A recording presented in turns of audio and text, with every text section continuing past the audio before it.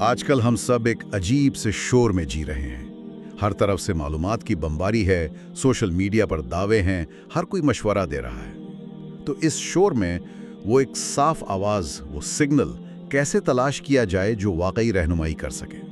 ये आज के दौर का शायद सबसे बड़ा सवाल है और इसका जवाब तलाश करने के लिए आज हम एक सफ़र पर निकलेंगे। लेकिन ये सफ़र बाहर की दुनिया का नहीं, बल्कि कुछ लाजवाल कुरानी कहानियों की गहराइयों का है।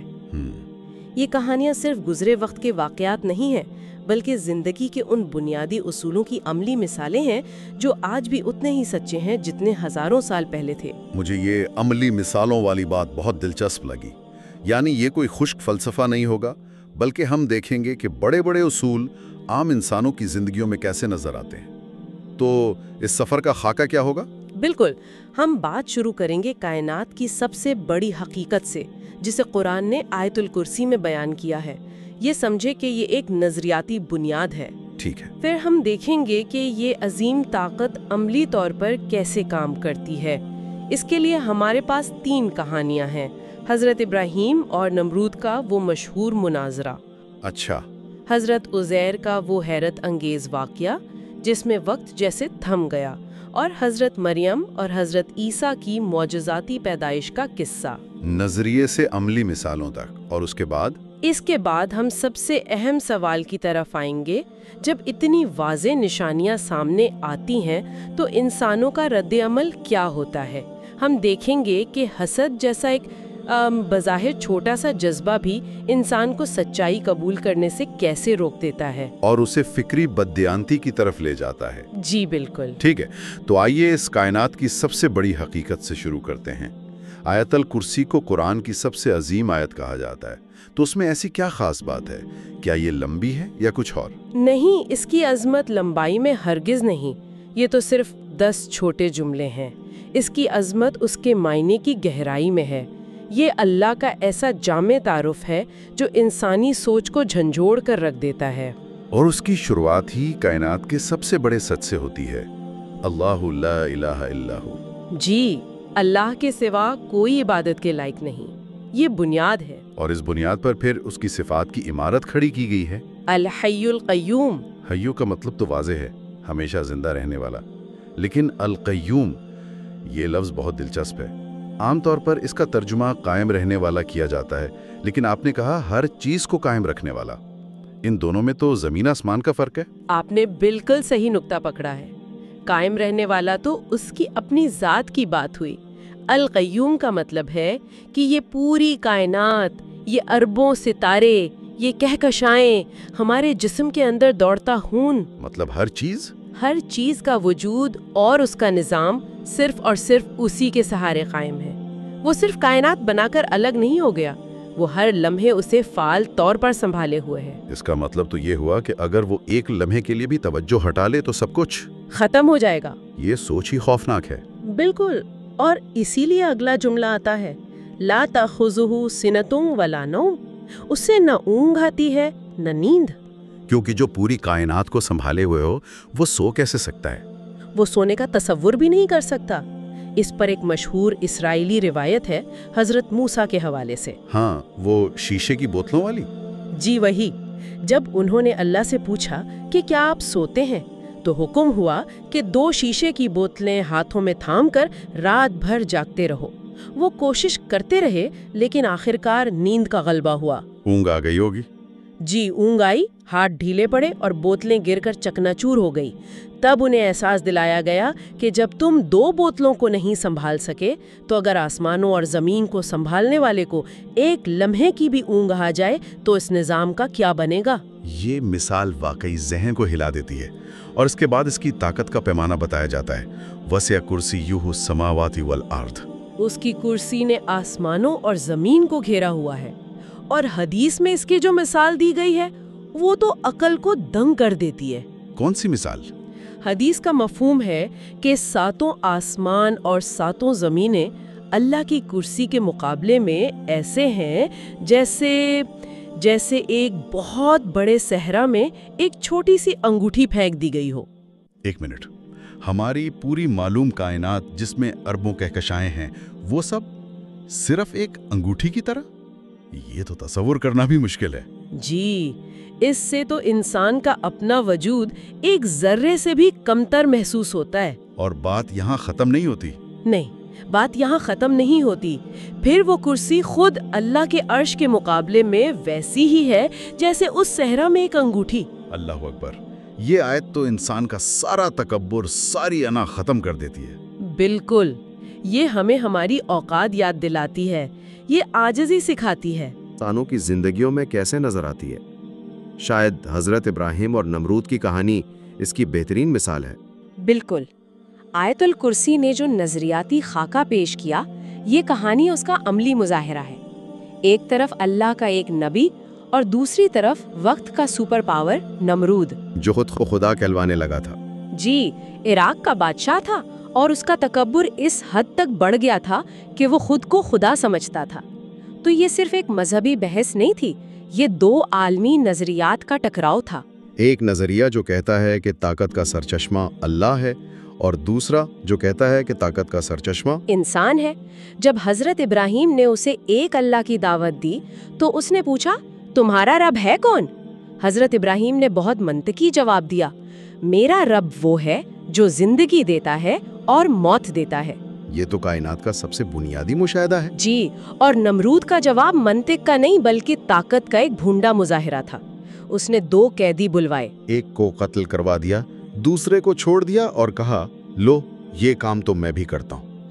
یہ ایک احمقانہ جواب تھا، لیکن یہ طاقتور لوگوں کی نفسیات کو ظاہر کرتا ہے۔ جب دلیل ختم ہو جاتی ہے تو وہ طاقت کا استعمال کرتے ہیں۔ وہ بحث کو منطق کے میدان سے نکال کر اپنے کنٹرول والے میدان میں لانا چاہتے ہیں۔ بالکل، ایسے غیر منطقی شخص سے بحث کیسے کی جائے، یہیں پر حضرت ابراہیم کی ذہانت کام آئی۔ یہی ایک عظیم دائی کی پہچان ہے۔ جی، انہوں نے فوراً سمجھ لیا کہ یہ شخص منطق سے نہیں مانے گا، تو انہوں نے بحث کا میدان ہی بدل دیا۔ انہوں نے اسے ایک ایسی جگہ لا کھڑا کیا جہاں اس کی بادشاہت، اس کی فوج، اس کی طاقت سب بے معنی تھیں۔ انہوں نے کیا کہا؟ انہوں نے فرمایا، اچھا، میرا اللہ تو سورج کو مشرق سے نکالتا ہے، اگر تم خدا ہو تو اسے مغرب سے نکال کر دکھا دو۔ اور اس ایک دلیل نے اسے مکمل طور پر خاموش کر دیا۔ قرآن کہتا ہے فَبُہِتَ الَّذِي كَفَرَ، پس وہ کافر ہکا بکا رہ گیا، اس کے پاس کوئی جواب تھا ہی نہیں، ہو بھی نہیں سکتا تھا۔ یہ ایک ایسا چیلنج تھا جس نے اس کے خدائی کے دعوے کی بنیاد ہی ہلا دی۔ جی، اور روایات میں آتا ہے کہ اس کا انجام بھی بڑا عبرتناک ہوا۔ اللہ نے ایک کمزور سا مچھر بھیجا جو اس کی ناک میں گھس گیا۔ ایک مچھر؟ صرف ایک مچھر، وہ اس کے دماغ میں بھنبھناتا رہتا تھا اور اسے اتنی اذیت دیتا تھا کہ وہ اپنا سر دیواروں پر مارتا تھا اور لوگوں سے کہتا تھا کہ میرے سر پر جوتے مارو تاکہ مجھے سکون ملے۔ آخر کار اسی ذلت میں وہ مر گیا۔ یعنی جس شخص کو اپنی طاقت پر اتنا گھمنڈ تھا، اسے ایک مچھر نے شکست دے دی۔ اس میں سبق صرف اللہ کی قدرت کا نہیں بلکہ بحث کرنے کے فن کا بھی ہے۔ وہ کیسے؟ کہ جب دلیل کا مقابلہ آنا اور طاقت سے ہو تو بحث کا میدان ہی بدل دینا چاہیے۔ یہ آج کے دور میں بھی کتنا اہم ہے، خاص طور پر سوشل میڈیا پر، جہاں منطق اکثر کام نہیں کرتی۔ آپ نے بہت اہم نقطہ اٹھایا۔ یہ حکمت ہے، جاننا کہ کب دلیل دینی ہے اور کب آئینے میں حقیقت دکھانی ہے۔ یہ تو طاقت کا مقابلہ تھا۔ دوسری کہانی حضرت عزیر کی اس سے بالکل مختلف ہے۔ وہ موت کے بعد زندگی کا ایک ذاتی اور اندرونی تجربہ ہے۔ جی، اور یہ کہانی ایک ایسے سوال سے شروع ہوتی ہے جو کسی بھی سوچنے والے انسان کے ذہن میں آ سکتا ہے۔ حضرت عزیر ایک تباہ حال بستی سے گزرے جو غالباً یروشلم تھی۔ ہر طرف کھنڈرات، ہڈیوں کے ڈھانچے۔ بالکل، اسے دیکھ کر ان کے دل میں حیرت کا ایک سوال ابھرا، شک کا نہیں، کہ اللہ اس ویران بستی کو اس کی موت کے بعد دوبارہ کیسے زندگی بخشے گا۔ تو اللہ نے انہیں اس کا جواب صرف بتایا نہیں بلکہ تجربہ کروا دیا۔ یہ بات مجھے بہت متاثر کرتی ہے۔ حقیقی یقین جاننے سے نہیں بلکہ تجربہ کرنے سے آتا ہے۔ کیا خوب کہا آپ نے۔ اللہ نے انہیں وہیں پر 100 سال کے لیے موت دے دی۔ جب وہ 100 سال بعد بیدار ہوئے تو ایک فرشتے نے انسان کی شکل میں ان سے پوچھا، یہاں کتنی دیر رکے ہو؟ اور انہوں نے کہا، شاید ایک دن یا دن کا کچھ حصہ۔ جی، کیونکہ انسان کا وقت کا احساس بہت محدود ہوتا ہے، لیکن پھر انہیں ناقابل تردید ثبوت دکھایا گیا۔ فرشتے نے کہا نہیں، تم پورے 100 سال یہاں رہے ہو۔ اور ثبوت کیا تھا؟ ثبوت 2 حصوں میں تھا۔ اپنے کھانے اور پانی کو دیکھو، وہ بالکل تازہ تھے جیسے ابھی رکھے گئے ہوں۔ اور اب اپنے گدھے کو دیکھو، جب انہوں نے دیکھا تو گدھا گل سڑ کر صرف ہڈیوں کا ایک بکھرا ہوا ڈھانچہ بن چکا تھا۔ ایک طرف 100 سال گزرنے کا کوئی نشان نہیں اور دوسری طرف 100 سال گزرنے کا مکمل ثبوت۔ اور پھر معجزے کا اگلا حصہ شروع ہوا۔ ان کی آنکھوں کے سامنے وہ بکھری ہوئی ہڈیاں جمع ہوئیں، وہ ڈھانچہ کھڑا ہوا، اس پر گوشت چڑھا، کھال آئی اور پھر اللہ نے اس میں روح پھونکی۔ اور گدھا زندہ ہو کر کھڑا ہو گیا؟ جی، یہ موت کے بعد زندگی کا ایک ایسا عملی مشاہدہ تھا جس کے بعد کسی سوال کی گنجائش نہیں رہی۔ انہوں نے کہا میں جانتا ہوں کہ اللہ ہر چیز پر قادر ہے۔ پہلے وہ علم الیقین رکھتے تھے، اب عین الیقین پر پہنچ گئے۔ ان کہانیوں سے آگے بڑھ کر سورت آل عمران میں حضرت مریم کی کہانی آتی ہے، جو خدائی مداخلت کی ایک اور شاندار مثال ہے۔ انہیں تمام جہانوں کی عورتوں پر ایک خاص فضیلت دی گئی، اس کی وجہ کیا تھی؟ قرآن ان کی جو سب سے بڑی خوبی بیان کرتا ہے وہ ہے جوانی کی عبادت۔ جوانی کی عبادت؟ جی، وہ اپنے حجرے میں اللہ کی عبادت میں اس قدر مشغول رہتی تھیں کہ فرشتے ان کے پاس آتے تھے۔ ذرائع بتاتے ہیں کہ وہ اتنی لمبی نمازیں پڑھتی تھیں کہ ان کے پاؤں پر ورم آ جاتا تھا۔ اور یہ جوانی ہے جب دنیا کی کشش سب سے زیادہ ہوتی ہے؟ بالکل، اس وقت سب کچھ چھوڑ کر اللہ کی طرف جھکنا ایک غیر معمولی عمل ہے، اور اللہ نے اسی عمل کو چنا۔ اور اسی انتخاب کے بعد ان کی زندگی کی سب سے بڑی آزمائش آتی ہے، بغیر باپ کے بیٹے کی خوشخبری۔ یہ ایک ایسی بات تھی جو انسانی تاریخ میں پہلے کبھی نہیں ہوئی تھی۔ جی، اور ان کا رد عمل بہت فطری تھا۔ ایک پاکدامن خاتون کی طرح انہوں نے حیرت سے کہا میرے ہاں لڑکا کیسے ہو سکتا ہے جبکہ مجھے کسی مرد نے چھوا تک نہیں۔ یہ کوئی اعتراض نہیں تھا بلکہ ایک فطری حیرت ہے۔ درست، اور جواب میں کائنات کا سب سے بڑا اصول بیان کیا گیا، کذالک اللہ یخلق ما یشاء، اللہ ایسا ہی کرتا ہے، وہ جو چاہتا ہے پیدا کرتا ہے۔ کن فیکون، ہو جا اور وہ ہو جاتا ہے۔ بالکل، یہ ہمیں یاد دلاتا ہے کہ اللہ اسباب کا پابند نہیں، وہ اسباب کا خالق ہے۔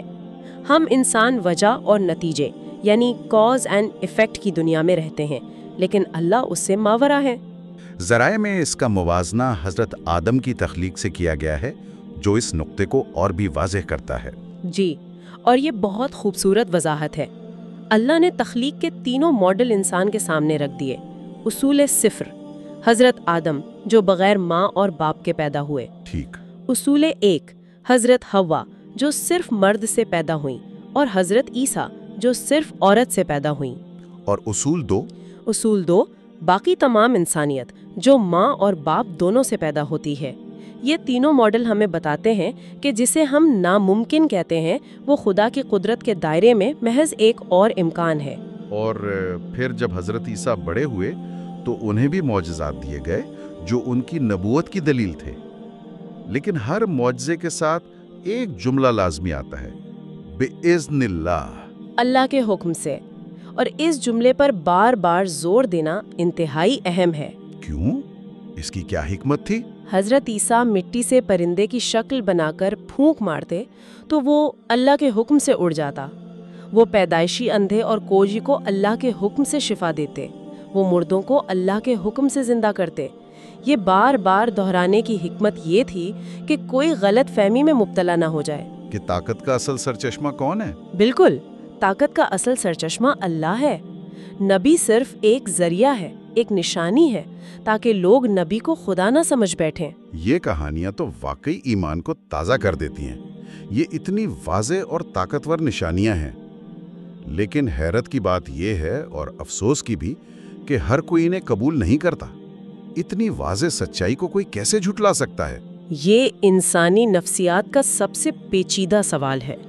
ذرائع ہمیں اس کی ایک گہری وجہ بتاتے ہیں جو اہل کتاب کے خاص رویے سے ظاہر ہوتی ہے۔ کیا رویہ تھا ان کا؟ ان کی ایک چال یہ تھی کہ وہ صبح مسلمانوں کے سامنے ایمان لانے کا دکھاوا کرتے اور شام کو جا کر کہہ دیتے کہ ہم نے اسلام چھوڑ دیا، ہمیں اس میں کچھ خاص نظر نہیں آیا۔ یہ تو بڑی عجیب حرکت ہے۔ اس کا مقصد کیا تھا؟ یہ ایک نفسیاتی جنگ تھی، مطلب وہ چاہتے تھے کہ جو نئے یا کمزور ایمان والے مسلمان ہیں وہ سوچنے پر مجبور ہو جائیں کہ یہ تو پڑھے لکھے لوگ ہیں، اگر اس دین میں کوئی سچائی ہوتی تو یہ اسے ایک دن میں ہی کیوں چھوڑ دیتے؟ بالکل، اس طرح وہ عام لوگوں کے دلوں میں شک کے بیج بونا چاہتے تھے۔ لیکن وہ ایسا کرتے کیوں تھے؟ آخر اس کے پیچھے کیا سوچ تھی؟ اور یہی وہ نقطہ ہے جو آج بھی اتنا ہی اہم ہے۔ قرآن بتاتا ہے کہ اس رویے کی جڑ ایک بہت بنیادی اور خطرناک انسانی جذبے میں تھی، حسد۔ حسد؟ جی، حسد۔ انہیں اس بات پر حسد تھا کہ آخری نبوت جس کا وہ صدیوں سے انتظار کر رہے تھے وہ بنی اسرائیل کے بجائے عربوں میں کیوں آ گئی۔ وہ حق کو پہچانتے تھے، انہیں اپنی کتابوں کی پیشن گوئیوں سے معلوم تھا کہ یہ سچے نبی ہیں، لیکن ان کی نسلی برتری کا احساس اور حسد ان کے اور سچ کے درمیان دیوار بن گیا۔ جی، اور حسد کوئی پیچیدہ فلسفہ نہیں ہے، یہ وہ احساس ہے جو آج ہمیں سوشل میڈیا پر کسی دوست کی کامیابی کی تصویر دیکھ کر ہو سکتا ہے۔ تو ذرائع ہمیں بتا رہے ہیں کہ یہ بظاہر چھوٹا سا احساس اتنا طاقتور ہو سکتا ہے کہ انسان کو سامنے نظر آتی ہوئی حقیقت کو قبول کرنے سے بھی روک دے۔ آپ نے بالکل درست کہا، حسد انسان کی سوچنے سمجھنے کی صلاحیت کو مفلوج کر دیتا ہے، یہ عقل پر پردہ ڈال دیتا ہے، اور اسی حسد نے انہیں ایک اور اس سے بھی بڑی برائی کی طرف دھکیلا۔ وہ کیا تھی؟ علمی اور فکری بددیانتی۔ فکری بددیانتی؟ اس سے کیا مراد ہے؟ اس سے مراد ہے کہ جب آپ سچ کو جانتے ہوں لیکن جان بوجھ کر اسے توڑے مروڑے، وہ اللہ کی کتاب کے الفاظ کو ان کے اصل مطلب سے ہٹا دیتے تھے، وہ اپنی زبان کو ایسے گھما کر بات کرتے تھے کہ سننے والے کو لگتا کہ وہ اللہ کا کلام پڑھ رہے ہیں، حالانکہ وہ اپنی طرف سے باتیں کہہ رہے ہوتے تھے۔ یعنی وہ اپنی خواہشات کو اللہ کے نام پر بیچتے تھے۔ بالکل، اور یہ سب کچھ صرف اس لیے کہ وہ اس سچائی کو تسلیم نہیں کرنا چاہتے تھے جو ان کی انا کو ٹھیس پہنچاتی تھی۔ تو آج کی گفتگو کا خلاصہ یہ ہے کہ اللہ کی قدرت صرف ایک نظریاتی تصور نہیں، بلکہ اس نے تاریخ میں حضرت ابراہیم، حضرت عزیر اور حضرت مریم جیسی شخصیات کی زندگیوں میں عملی طور پر شکل اختیار کی۔